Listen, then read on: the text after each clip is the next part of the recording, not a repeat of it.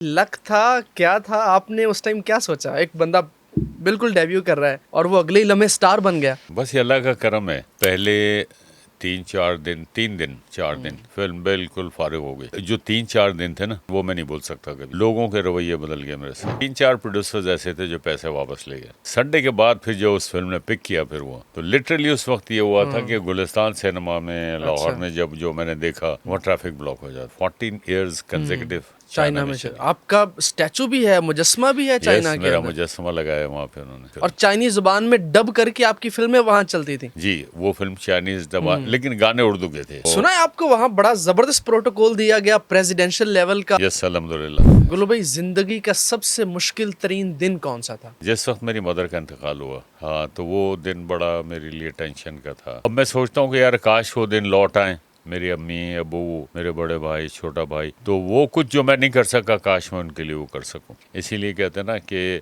हर लम्हे की कदर करें आप। गुल्लू भाई, आपकी पहली फिल्म मेरा नाम है मोहब्बत, पहली ब्लॉकबस्टर, पहली ही इतनी हिट हुई आपकी फिल्म, ये लक था, क्या था? आपने उस टाइम क्या सोचा? एक बंदा बिल्कुल डेब्यू कर रहा है और वो अगले ही लम्हे स्टार बन गया।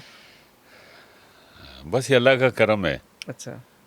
अल्लाह का करम है ये। उससे पहले मैं I to work on TV, radio, voice of America, जैसे आपने अपने इंट्रो में बताया। लेकिन जब वो फिल्म रिलीज हुई 8 अगस्त 1975, 50 ईयर्स हो चुके हैं इस फिल्म को, तो पहले 3 4 दिन फिल्म बिल्कुल फारिग हो गई। अच्छा। कोई रिस्पांस नहीं मिला फिल्म को। मतलब ये हो गया कि इंडस्ट्री में कि फिल्म जो फारिग हो गई, फ्लॉप हो गई फिल्म। वो 3 4 दिन के जो 3 4 दिन थे ना इरफान, वो मैं नहीं बोल सकता कभी। अच्छा। लोगों के रवैये बदल गए मेरे साथ। जिन लोगों ने मुझे साइन किया हुआ था, पहले से पैसे देकर, मुझे इतनी समझ में नहीं थी। वो ऑलमोस्ट मेरी स्टूडेंट लाइफ थी जब मैं इंडस्ट्री में आ गया। तो लेकिन इसके अलावा मेरे पास 10 12 15 फिल्में भी थीं जिनकी आधी आधी तकरीबन शूट हो चुकी थी। तो लोगों ने आगे पैसे वापस ले लिए अच्छा। कि वो हमने आपको एडवांस दिया था, वो हमें वापस कर दे। तो मैं जब देखा एक प्रोड्यूसर आया, तो मैंने पैसे जोड़ कर रखे। मैंने कहा कल दूसरा भी आ सकता थी। तो 3 4 प्रोड्यूसर्स ऐसे थे जो पैसे वापस ले गए। अच्छा। बस वो संडे के बाद फिर जो उस फिल्म ने पिक किया, फिर वो अच्छा। तो लिटरली उस वक्त ये हुआ था कि गुलिस्तान सिनेमा में लाहौर अच्छा। में जब जो मैंने देखा, वहाँ ट्रैफिक ब्लॉक हो जाता था। अच्छा। हाँ, फिर शबाब साहब ने एक दिन मुझे बुलाया और बुला के कहा कि तस्वीर देख रहे हो। मैंने देखी तस्वीर। मैंने कहा शबाब साहब ये क्या है, मुझे पता भी नहीं था इतना उस ज़माने में। यानी ट्रैफिक ब्लॉक हो गया आपकी फिल्म के वाह सिनेमा जी पे। वाह।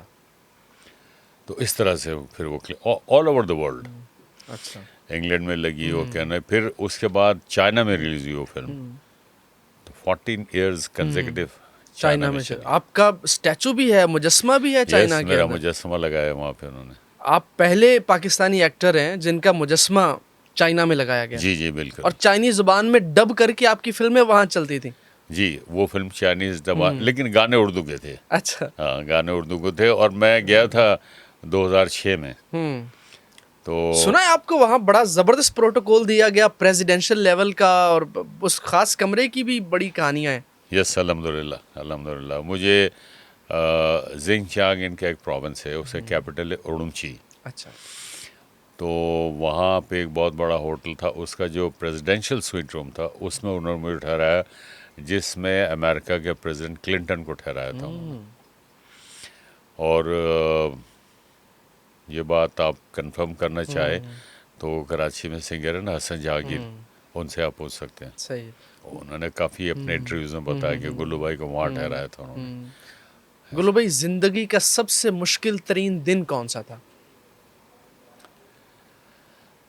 हाँ, जिस वक्त मेरी मदर का इंतकाल हुआ, अच्छा। हाँ, तो वो दिन बड़ा मेरे लिए टेंशन का था।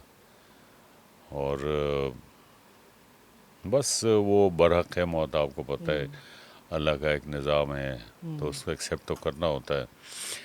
लेकिन ये था कि जब वो बीमार हुई, मैं गया कराची, 15 20 दिन रहा उनके साथ। फिर मैं वापस आया, फिर गया, फिर मैं रहा 10 15 दिन साथ रहा उनके, फिर मैं वापस आया। तो जब थर्ड टाइम मैं गया हूँ, तो हॉस्पिटलाइज हो चुकी थी वो। उस वक्त फिर वो पता नहीं क्यों उनको वो लगा दिया गया इनहेलर वेंटिलेटर। जो था। अब वो मेरी तरफ देखती थी लेकिन बात नहीं कर रही थी, लेकिन उनकी आंखें बोल रही थी। अब मैंने डॉक्टर से कहा, बड़ी बहन से बात की, भाई से बात की, मैंने कहा ये तो बोल नहीं पा रही, ये क्या हो रहा है, क्यों हो रहा है सर? उन्होंने कहा डॉक्टर ने कहा है। अब डॉक्टर की एडवाइस है, क्या करते फिर? बहरहाल फिर 2 रोज़ के बाद उनका इंतकाल हो गया। बहरहाल देखें, जाना तो सभी ने इरफान, लेकिन ये है कि चलो मैं कम से कम ये समझता हूँ कि मैं पाकिस्तान में था। उन्होंने मुझे देखा, उनकी आंखें बोल रही थीं, और बस ज़ाहिर उनकी आंखों में भी दुआएं थीं मेरे लिए, मेरी फैमिली के लिए, अपने सब बच्चों के लिए, सारा। तो वो दिन जो था वो बड़ा मेरे लिए ऐसी था। फिर रात को 3 बजे मेरी बड़ी बहन थी जो है वह कराची में, तो उन्होंने कहा बजाओ सो जाओ जाके। मैंने कहा हाँ ठीक है, आप भी सो जाएं, सब सो जाएं। लेकिन मैं जागता ही रहा, मैं सोया अच्छा। नहीं था। हाँ, ऐसा था। अब मैं सोचता हूँ कि यार काश वो दिन लौट आए, मेरी अम्मी, अबू, मेरे बड़े भाई, छोटा भाई, तो वो कुछ जो मैं नहीं कर सका काश मैं उनके लिए वो कर सकूं। तो वो गुजर गया टाइम। इसीलिए कहते हैं ना कि हर लम्हे की कदर करें आप, और जो कुछ आप अपने बड़ों, जो किसी के लिए भी, पेरेंट्स हो, बच्चे हों, माँ बाप हों, बहन भाई हों, जो कुछ आप अच्छा कर सकते हो उनके लिए कर दो। वालदैन के लिए सबसे बड़ी खिदमत क्या की जा सकती है? बस उनकी खिदमत है, और ख़ास तौर पे उस स्टेज पे जब एक एज फैक्टर आता है, जब अल्लाह ज़िंदगी देता है किसी को, तो उस वक्त उनको ज़रूरत होती है। ये बिल्कुल वही बात है, कहते हैं ना, हिस्ट्री रिपीट्स इटसेल्फ। जब एक बच्चा छोटा होता है, क्रॉलिंग कर रहा होता है, उसको अपने माँ बाप की ज़रूरत होती है। जब माँ बाप उस स्टेज पे आ जाते हैं कि उनकी औलाद उनका हाथ पकड़ के उनको बेड से उठाए, उनको चलाए, तो वो तारीख जब दोहराती है अपने आप को, तो वो आपकी आजमाइश का वक्त होता है, वो औलाद की आजमाइश का वक्त होता है कि वो क्या करते हैं। तो मैं, मजबूरी मेरी थी कि मेरा काम लाहौर में है, वो फिर लेके आया करता था, लाहौर भी अच्छा। आते थे, अम्मी अबू भी आते थे, और भाई भी आते थे। लेकिन ये है कि फिर एक ना एक दिन फिर वो दूसरे बच्चे, अजीज, रिश्तेदार वगैरह, तो फिर चले जाते थे वापस। तो लेकिन मेरी बड़ी बहन भी मुझे कहती है कि नहीं तुमने बहुत किया, लेकिन मैं कहता हूँ मैंने कुछ भी नहीं किया। अच्छा।